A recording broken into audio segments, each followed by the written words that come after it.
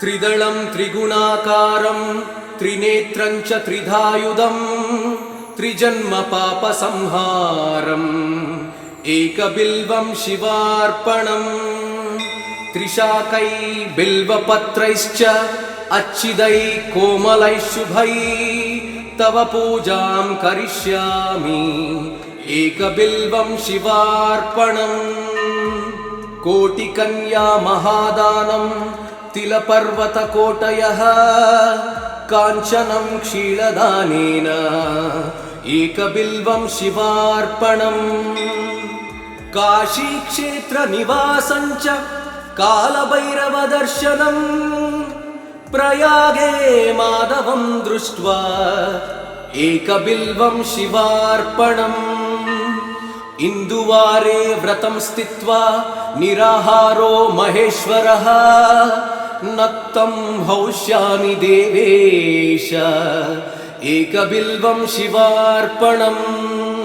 रामलिङ्गप्रतिष्ठा च वैवाहिककृतं तथा तटाकानि च सन्धानम् एकबिल्वं शिवार्पणम् अखण्डबिल्वपत्रं च आयुधं शिवपूजनम् कृतं नाम सहस्रेण एकबिल्वं शिवार्पणम् उमया सह देवेश नन्दिवाहनमेव च भस्मलेपन सर्वाङ्गम् एकबिल्वं शिवार्पणम् सालग्रामेण विप्राणां तटाकं दशकूपयो यज्ञकोटिसहस्रश्च एकबिल्वं शिवार्पणम् दन्तिकोटिसहस्रेषु अश्वमेधशतक्रतौ कोटिकन्या महादानम् एकबिल्वं शिवार्पणम् बिल्वाणां दर्शनं पुण्यं स्पर्शनं पापनाशनम् अघोरपापसंहारम् एकबिल्वं शिवार्पणम् सहस्रवेदपाठेषु ब्रह्मस्थापनमुच्यते अनेकव्रतकोटीनाम् एकबिल्वं शिवार्पणम् अन्नदानसहस्रेषु सहस्रोपनयनं तथा अनेकजन्मपापानि एकबिल्वं शिवार्पणम् बिल्वाष्टकमिदं पुण्यं यः पठेत् शिवसन्निधौ शिवलोकमवाप्नोति एकबिल्वं शिवार्पणम्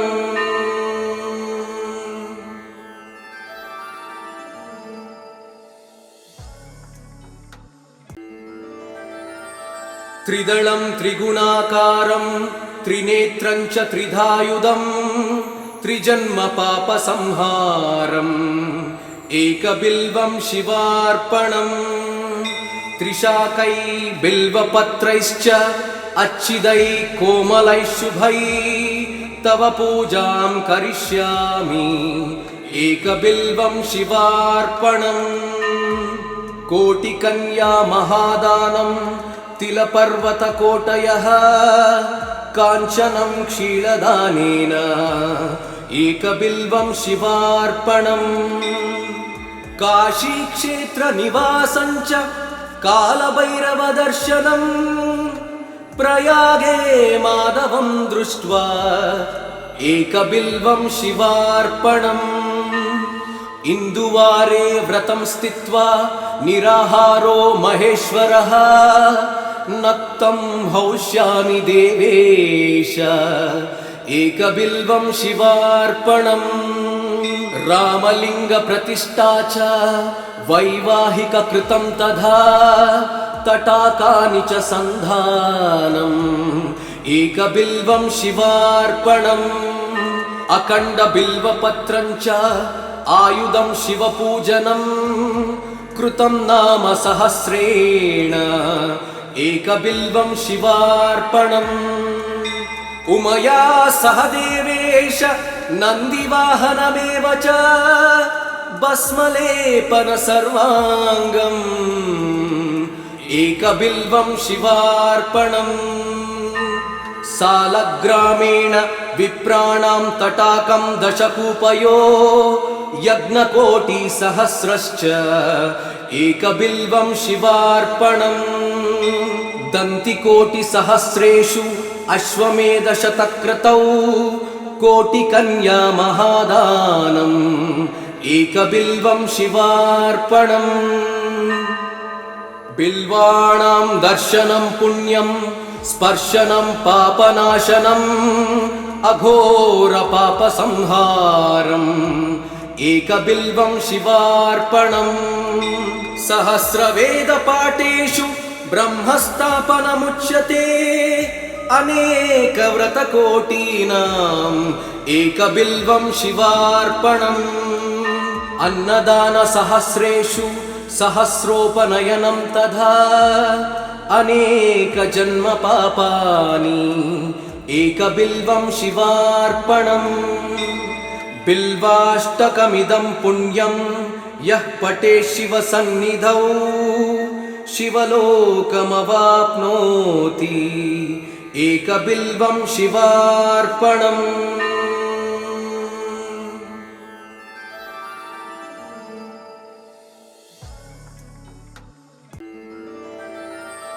त्रिदलं त्रिगुणाकारं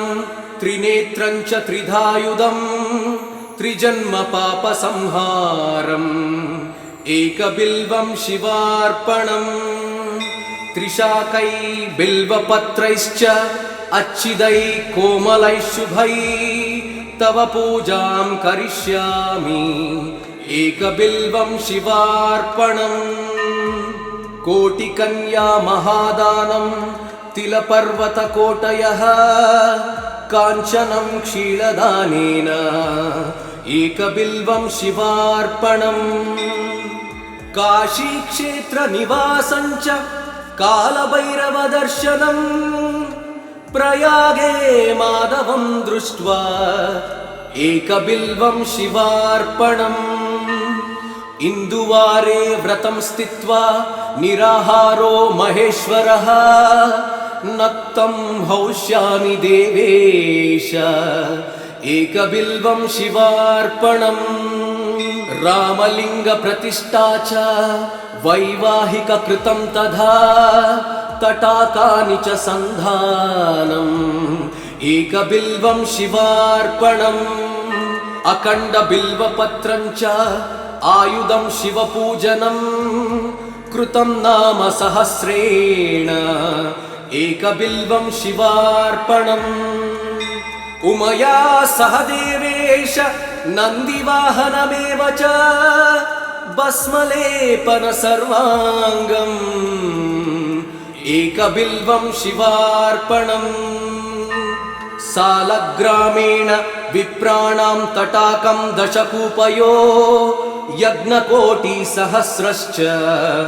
एकबिल्वं शिवार्पणम् दन्तिकोटिसहस्रेषु अश्वमेधशतक्रतौ कोटिकन्या महादानम् एकबिल्वं शिवार्पणम् बिल्वाणां दर्शनं पुण्यं स्पर्शनं पापनाशनम् अघोरपापसंहारम् एकबिल्वं शिवार्पणम् सहस्रवेदपाठेषु ब्रह्मस्थापनमुच्यते अनेकव्रतकोटीनाम् एकबिल्वं शिवार्पणम् अन्नदानसहस्रेषु सहस्रोपनयनं तथा अनेकजन्मपापानि एकबिल्वं शिवार्पणम् बिल्वाष्टकमिदं पुण्यं यः पठेत् शिवसन्निधौ शिवलोकमवाप्नोति एकबिल्वं शिवार्पणम्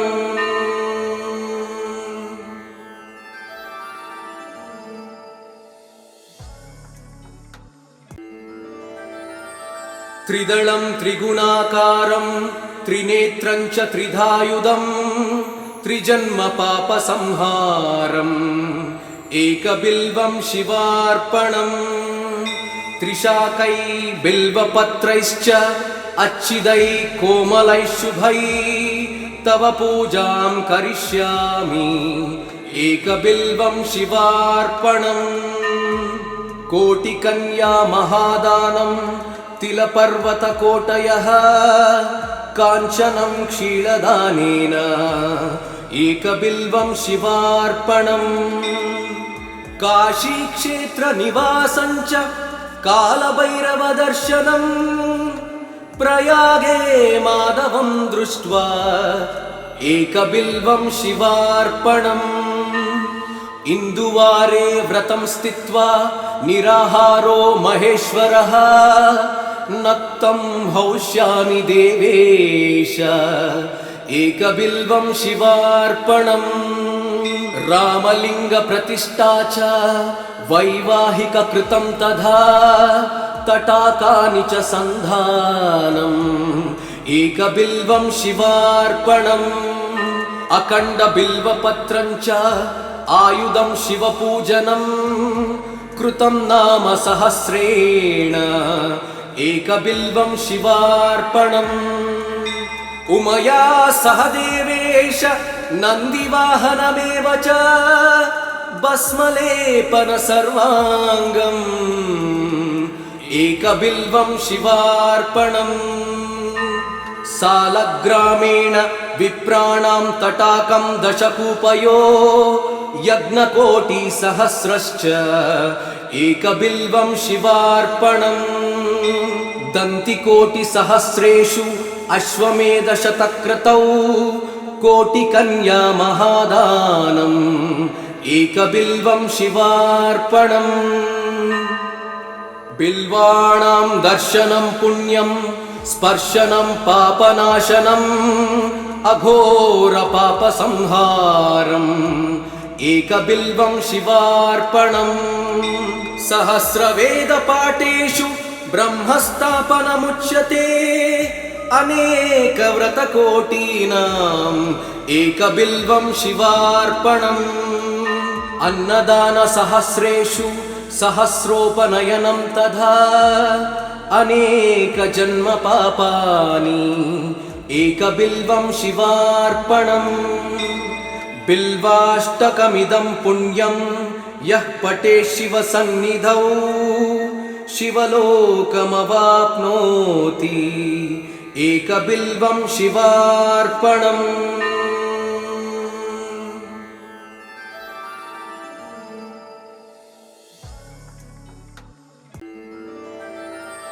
त्रिदलं त्रिगुणाकारं त्रिनेत्रं च त्रिधायुधं त्रिजन्मपापसंहारम्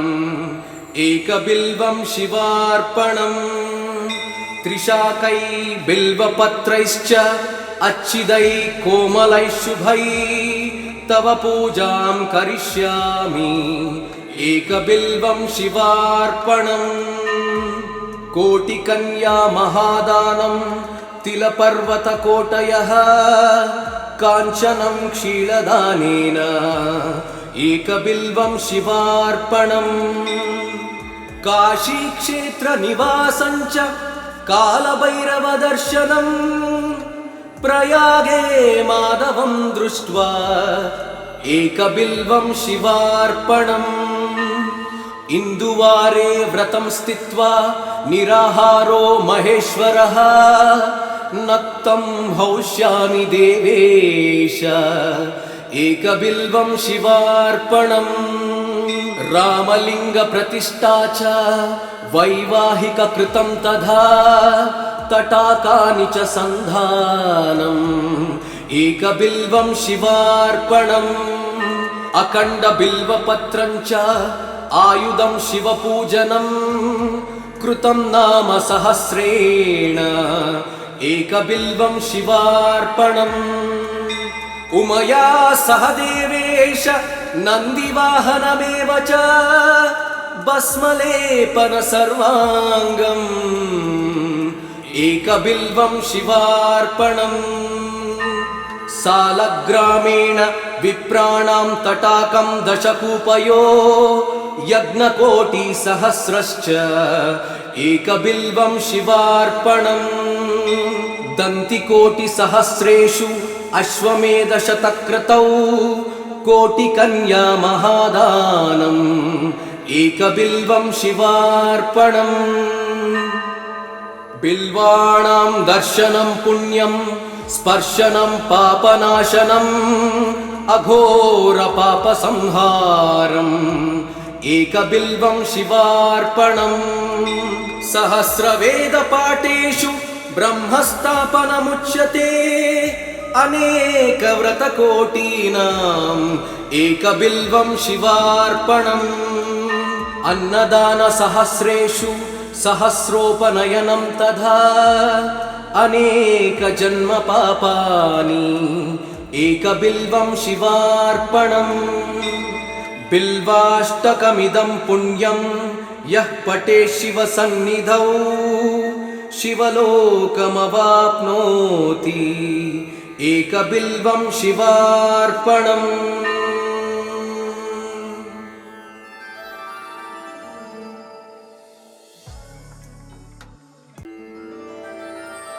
त्रिदलं त्रिगुणाकारं त्रिनेत्रं च त्रिधायुधम् त्रिजन्मपापसंहारम् एकबिल्वं शिवार्पणम् त्रिशाकै बिल्वपत्रैश्च अच्छिदै कोमलै शुभै तव पूजां करिष्यामि एकबिल्वं शिवार्पणम् कोटिकन्या महादानं तिलपर्वतकोटयः काञ्चनं क्षीरदानेन एकबिल्वं शिवार्पणम् काशीक्षेत्रनिवासं च कालभैरवदर्शनम् प्रयागे माधवं दृष्ट्वा एकबिल्वं शिवार्पणम् इन्दुवारे व्रतं स्थित्वा निराहारो महेश्वरः नक्तं हौष्यामि देवेश एकबिल्वं शिवार्पणम् रामलिङ्गप्रतिष्ठा च वैवाहिककृतं तथा तटाकानि च सन्धानम् एकबिल्वं शिवार्पणम् अखण्डबिल्वपत्रं च आयुधं शिवपूजनम् कृतं नाम सहस्रेण एकबिल्वं शिवार्पणम् उमया सह देवेश नन्दिवाहनमेव च भस्मलेपन सर्वाङ्गम् एकबिल्वं शिवार्पणम् सालग्रामेण विप्राणां तटाकं दशकूपयो यज्ञकोटिसहस्रश्च एकबिल्वं शिवार्पणम् दन्तिकोटिसहस्रेषु अश्वमेधशतक्रतौ कोटिकन्या महादानम् एकबिल्वं शिवार्पणम् बिल्वाणां दर्शनं पुण्यं स्पर्शनं पापनाशनम् अघोरपापसंहारम् एकबिल्वं शिवार्पणम् सहस्रवेदपाठेषु ब्रह्मस्थापनमुच्यते अनेकव्रतकोटीनाम् एकबिल्वं शिवार्पणम् अन्नदानसहस्रेषु सहस्रोपनयनं तथा अनेकजन्मपापानि एकबिल्वं शिवार्पणम् बिल्वाष्टकमिदं पुण्यं यः पठेत् शिवसन्निधौ शिवलोकमवाप्नोति एकबिल्वं शिवार्पणम्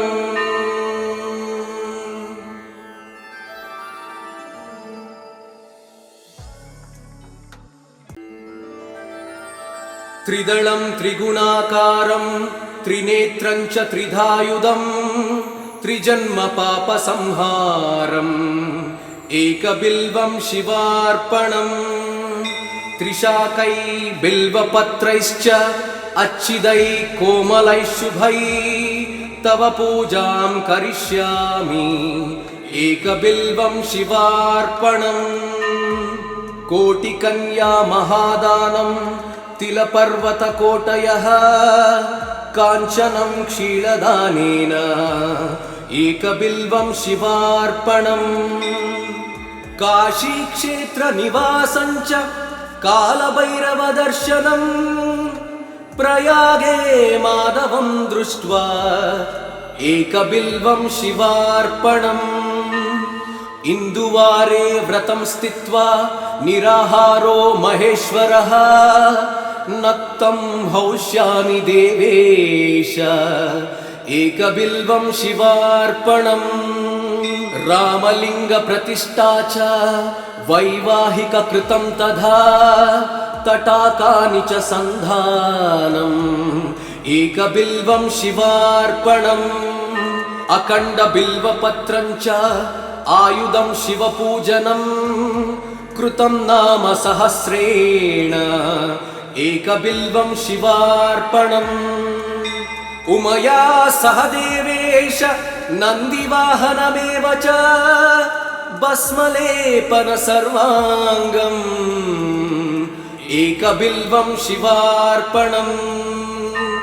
सालग्रामेण विप्राणां तटाकं दशकूपयो यज्ञकोटिसहस्रश्च एकबिल्वं शिवार्पणम् दन्तिकोटिसहस्रेषु अश्वमेधशतक्रतौ कोटिकन्या महादानम् एकबिल्वं शिवार्पणम् बिल्वाणां दर्शनं पुण्यं स्पर्शनं पापनाशनम् अघोरपापसंहारम् एकबिल्वं शिवार्पणम् सहस्रवेदपाठेषु ब्रह्मस्थापनमुच्यते अनेकव्रतकोटीनाम् एकबिल्वं शिवार्पणम् अन्नदानसहस्रेषु सहस्रोपनयनं तथा अनेकजन्मपापानि एकबिल्वं शिवार्पणम् बिल्वाष्टकमिदं पुण्यं यः पठेत् शिवसन्निधौ शिवलोकमवाप्नोति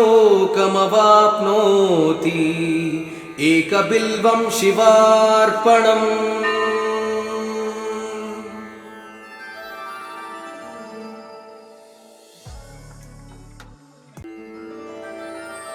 त्रिदलं त्रिगुणाकारं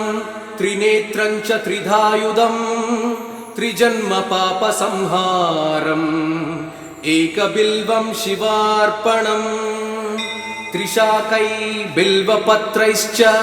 अच्छिदै कोमलै शुभै तव पूजां करिष्यामि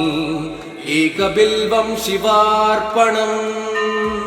कोटिकन्या महादानं तिलपर्वतकोटयः काञ्चनं क्षीरदानेन एकबिल्वं शिवार्पणम् काशीक्षेत्रनिवासं च कालभैरवदर्शनम् प्रयागे माधवं दृष्ट्वा एकबिल्वं शिवार्पणम् इन्दुवारे व्रतं स्थित्वा निराहारो महेश्वरः नक्तं हौष्यामि देवेश एकबिल्वं शिवार्पणम् रामलिङ्गप्रतिष्ठा च वैवाहिककृतं तथा तटाकानि च सन्धानम् एकबिल्वं शिवार्पणम् अखण्डबिल्वपत्रं च आयुधं शिवपूजनं कृतं नाम सहस्रेण एकबिल्वं शिवार्पणम् उमया सह देवेश नन्दिवाहनमेव च भस्मलेपन सर्वाङ्गम् एकबिल्वं शिवार्पणम् सालग्रामेण विप्राणां तटाकं दशकूपयो यज्ञकोटिसहस्रश्च एकबिल्वं शिवार्पणम् दन्तिकोटिसहस्रेषु अश्वमेधशतक्रतौ कोटिकन्या महादानम्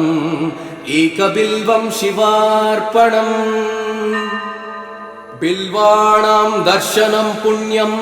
स्पर्शनं पापनाशनम् अघोरपापसंहारम् एकबिल्वं शिवार्पणम् सहस्रवेदपाठेषु ब्रह्मस्थापनमुच्यते अनेकव्रतकोटीनाम् एकबिल्वं शिवार्पणम् अन्नदानसहस्रेषु सहस्रोपनयनं तथा अनेकजन्मपापानि एकबिल्वं शिवार्पणम् बिल्वाष्टकमिदं पुण्यं यः पठेत् शिवसन्निधौ शिवलोकमवाप्नोति एकबिल्वं शिवार्पणम्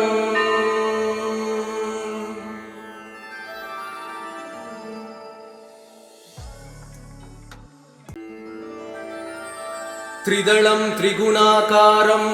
त्रिनेत्रं च त्रिधायुधम् त्रिजन्मपापसंहारम् एकबिल्वं शिवार्पणम् त्रिशाकै बिल्वपत्रैश्च अच्छिदै कोमलैः शुभै तव पूजां करिष्यामि एकबिल्वं शिवार्पणम् कोटिकन्या महादानं तिलपर्वतकोटयः काञ्चनं क्षीरदानेन एकबिल्वं शिवार्पणम् काशीक्षेत्रनिवासं च कालभैरवदर्शनम् प्रयागे माधवं दृष्ट्वा एकबिल्वं शिवार्पणम् इन्दुवारे व्रतं स्थित्वा निराहारो महेश्वरः नक्तं हौष्यामि देवेश एकबिल्वं शिवार्पणम् रामलिङ्गप्रतिष्ठा च वैवाहिककृतं तथा तटाकानि च सन्धानम् एकबिल्वं शिवार्पणम् अखण्डबिल्वपत्रं च आयुधं शिवपूजनम् कृतं नाम सहस्रेण एकबिल्वं शिवार्पणम् उमया सह देवेश नन्दिवाहनमेव च भस्मलेपन सर्वाङ्गम् एकबिल्वं शिवार्पणम् सालग्रामेण विप्राणां तटाकं दशकूपयो यज्ञकोटिसहस्रश्च एकबिल्वं शिवार्पणम् दन्तिकोटिसहस्रेषु अश्वमेधशतक्रतौ कोटिकन्या महादानम् एकबिल्वं शिवार्पणम् बिल्वाणां दर्शनं पुण्यं स्पर्शनं पापनाशनम् अघोरपापसंहारम् एकबिल्वं शिवार्पणम् सहस्रवेदपाठेषु ब्रह्मस्थापनमुच्यते अनेकव्रतकोटीनाम् एकबिल्वं शिवार्पणम् अन्नदानसहस्रेषु सहस्रोपनयनं तथा अनेकजन्मपापानि एकबिल्वं शिवार्पणम् बिल्वाष्टकमिदं पुण्यं यः पठेत् शिवसन्निधौ शिवलोकमवाप्नोति एकबिल्वं शिवार्पणम्